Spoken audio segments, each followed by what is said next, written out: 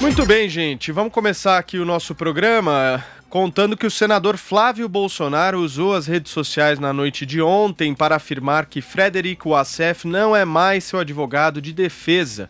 Flávio agradeceu os serviços prestados pelo advogado e disse que a decisão partiu do próprio Wassef.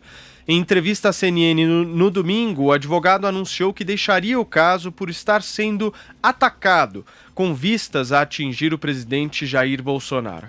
Já para a Folha de São Paulo, o Wassef negou que tenha telefonado para Fabrício Queiroz e que tenha enviado mensagens para ele ou para qualquer pessoa da família dele. Agora, quem assumirá a defesa de Flávio na investigação sobre o esquema de rachadinhas na Assembleia Legislativa do Rio de Janeiro serão dois advogados, Rodrigo Rocha e Luciana Pires. Rocha foi advogado de Sérgio Cabral até 2018, quando o ex-governador decidiu fazer delação, contrariando a estratégia de defesa na época. Luciana Pires, no entanto, já representava Flávio Bolsonaro antes mesmo desse anúncio. Os dois advogados já foram sócios e atuaram na defesa de diversos militares que foram processados pelo Grupo de Justiça de Transição do Ministério Público Federal no Rio de Janeiro desde 2014. E essa mudança aí de rota, Thaís Oyama? Pois é, o advogado Frederico Wassef, né, Paulo, ele deixou de ser advogado, mas não deixou de ser personagem desse caso. Isso vai ser mais difícil ele conseguir. Mas começando do começo, ele conseguiu dar nesse fim de semana uma dúzia de entrevistas, né, sem responder a pergunta principal, que é o que o Queiroz estava fazendo na casa dele. E para piorar, teve aquela situação que o presidente se antecipou à fala do próprio advogado e não só sugeriu que sabia que o Queiroz estava na casa dele, o Wassef, como também tentou logo dar uma explicação para o fato dele estar lá. Aquela história do tratamento no hospital, que depois não se confirmou e tudo. Então, essa declaração que o advogado fez de que está deixando o caso, combinado com o tweet do Flávio Bolsonaro, é evidentemente uma tentativa de desvincular os dois personagens, né, o Flávio Bolsonaro, aliás, os dois Bolsonaro, e o advogado e o Queiroz, mas é uma tentativa tardia, né? Tem celulares apreendidos, tem testemunhas que vão ser chamadas, vamos ver como é que fica. E o próprio Wassef vai ter que ser ouvido no final, afinal de contas, foi na casa dele que o Fabrício foi achado. Mas eu tinha dito aqui que eu iria contar algumas histórias de quem é o Frederico Wassef, e eu vou fazer isso agora, porque ele é uma figura muito interessante, Paulo. Ele é um elemento altamente instável, tem uma personalidade muito forte e ele sabe intimidar. A gente já tinha falado aqui, por outros motivos, da entrevista que o ex-ministro Gustavo Bebiano deu para o nosso programa 3 meses antes de morrer. A gente já tinha falado disso na sexta-feira, mas ele também fez um comentário interessante nessa mesma entrevista que tem a ver com isso. Eu não sei se você não estava aqui, era o Brown, né? Mas os outros, Constantino e Josias, certamente se lembram que nessa entrevista o Bebiano disse, entre outras coisas, que o presidente Bolsonaro sabia escolher a dedo as piores pessoas para trabalhar junto com ele. Então, ele disse que uma pessoa em especial era muito perigosa. Ele contou que essa pessoa tinha o hábito de intimidar jornalistas e que tinha, inclusive, tentado sequestrar o colunista do Globo, o Lauro Jardim. O Lauro Jardim, ele prefere chamar esse episódio de uma tentativa de intimidação, mas ele reconhece, ele admite, ele confirma que o episódio chegou a ser levado para os advogados do jornal, os advogados notificaram a pessoa e o Wassef foi alertado de que se ele quisesse se comunicar com o Lauro Jardim, ele teria que fazer isso por meio dos advogados da empresa. Na época, o Bebiano não falou quem era, de quem se tratava, quem era essa pessoa muito perigosa, mas essa pessoa era o Frederico Wassef, né? E o hoje notório Frederico Wassef.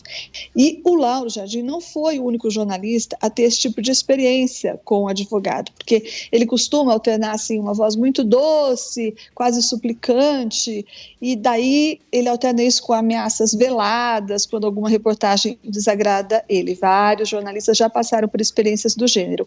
E entre as coisas que mais desagrada o Frederico Wassef é ver divulgada uma história do passado dele.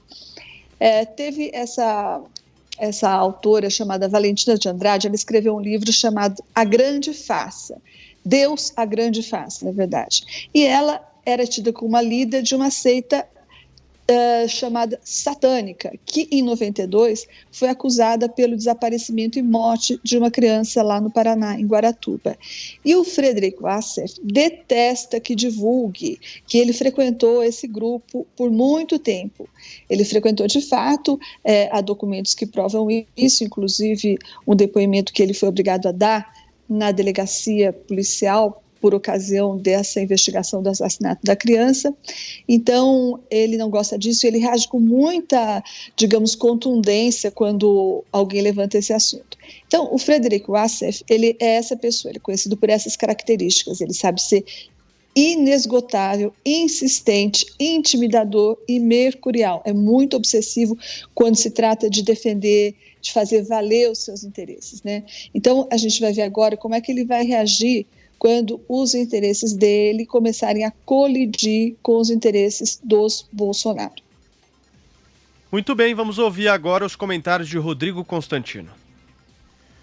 Paulo, as entrevistas do advogado são esquisitas, né? Em primeiro lugar, um ponto aqui, é curioso que caseiro costuma gerar muito problema, né? Aí temos o caseiro do Palocci, que foi muito esquecido, inclusive, o caseiro, no caso da Marielle, do condomínio lá do próprio Jair Bolsonaro também, que gerou muita confusão, né? Na verdade, o porteiro, nesse caso.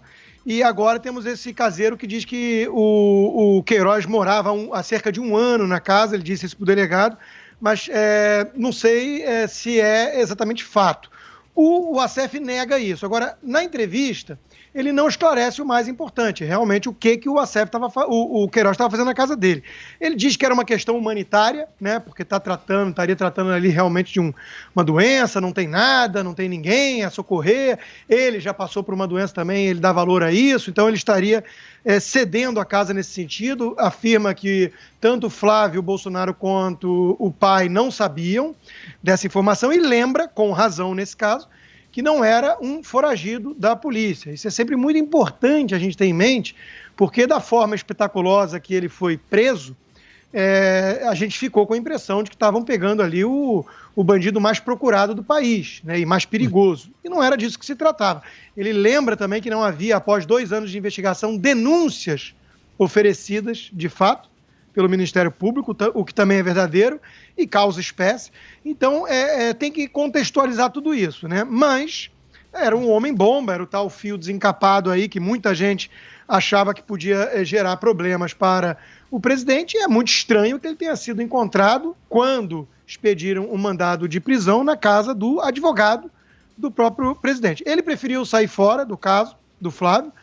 O Flávio, no Twitter, lamentou isso, disse que não foi escolha pessoal sua, e o Wassef está dizendo, então, que está sendo utilizado como instrumento para atingir, de alguma maneira, o presidente e a família, né?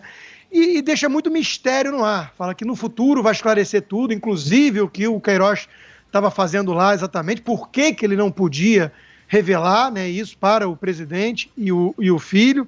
Então ficou mais dúvida do que esclarecimento, né, nessa sequência de entrevistas que ele deu. E a gente continua sem saber as respostas, né? Então a única coisa que a gente pode demandar e exigir aqui é que as investigações continuem, porque tem muita fumaça nesse caso, tem muita suspeita de que havia ali a rachadinha no gabinete do Flávio e que Queiroz era o operador, tem também a ligação incômoda dele com milicianos, então tudo isso precisa ser esclarecido. O papel do advogado nessa história continua uma incógnita, é um ponto de interrogação, até que ponto ele agiu. Alguns acham que ele mantinha o Queiroz como uma espécie de refém, coagindo pelo seu silêncio e tudo mais. Então, na verdade, nós não sabemos muito do que aconteceu nos bastidores dessa história toda, né? E como cidadãos, a única coisa que a gente tem que fazer é cobrar investigações sempre com um pé atrás, repito, de que há sim, se existem indícios de que houve a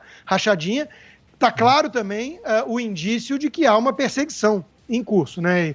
O Flávio Bolsonaro era o 17º nome daquela lista do COAF, outros estão sendo investigados, mas só o caso dele chegou onde chegou e da forma que chegou e o uso que tem sido feito disso tudo. Então é óbvio que a gente tem que ficar com um pé atrás, né, porque queremos sim justiça a qualquer tipo de mal feito e deslize, mas de forma isonômica, não bancando o otário, o idiota útil de uma turma aí que está querendo atingir o presidente por motivos que não tem nada a ver com defesa republicana das instituições ou combate a qualquer tipo intransigente de corrupção, né? Isso aí também é preciso ser muito ingênuo para acreditar. Então, cobrar mais investigações é a única coisa que a gente pode fazer nesse momento.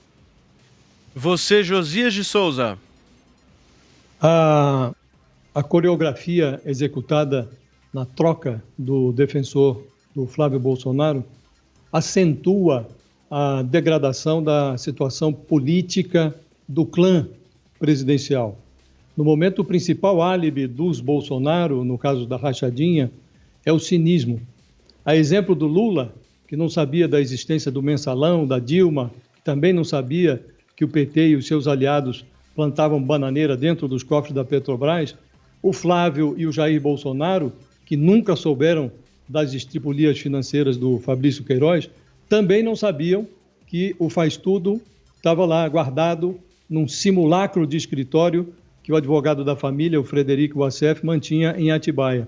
A prisão do Queiroz, na semana passada, deixou o Fred, como o agora ex-advogado dos Bolsonaro é chamado na intimidade do Alvorada, deixou esse Fred mais próximo da condição de investigado do que da posição de defensor.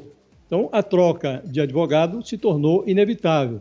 O Fred ainda não explicou como o Queiroz foi parar lá no seu imóvel, mas ele já matou a encrenca no peito, ele assumiu toda a responsabilidade por essa irresponsabilidade que ainda está pendente de explicação. Ironicamente, a lambança foi elogiada pelo Flávio Bolsonaro, que enalteceu a lealdade e a competência do advogado Frederico Wassef e lamentou que, contra a sua vontade, o doutor agora tenha que deixar a causa. Os elogios do Flávio são tão sinceros quanto o medo de que o agora ex-defensor se torne um detrator, jogando segredos no ventilador. O novo advogado do Flávio, o Rodrigo Roca, que vai atuar em parceria com a colega Luciana Pires, essa Luciana já atuava no caso do Flávio. Então, esses dois novos advogados, eles mudaram um pouco a estratégia. A dupla requereu ao Ministério Público do Rio de Janeiro que o senador Flávio Bolsonaro seja ouvido finalmente no processo. Essa é uma mudança estratégica, porque até aqui o Flávio vinha fugindo dos depoimentos.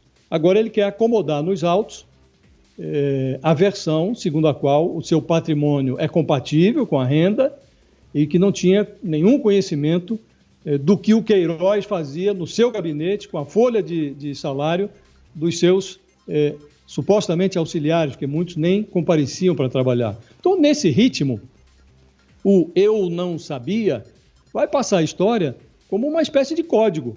Quando essa expressão é mencionada, a plateia fica logo autorizada a enxergar aqueles políticos que se apresentavam como exemplos, como cegos, abobalhados, que são incapazes de enxergar o que acontece ao redor. É essa cena que nós estamos vendo novamente. Já vimos em outros escândalos, começamos a ver novamente nesse escândalo.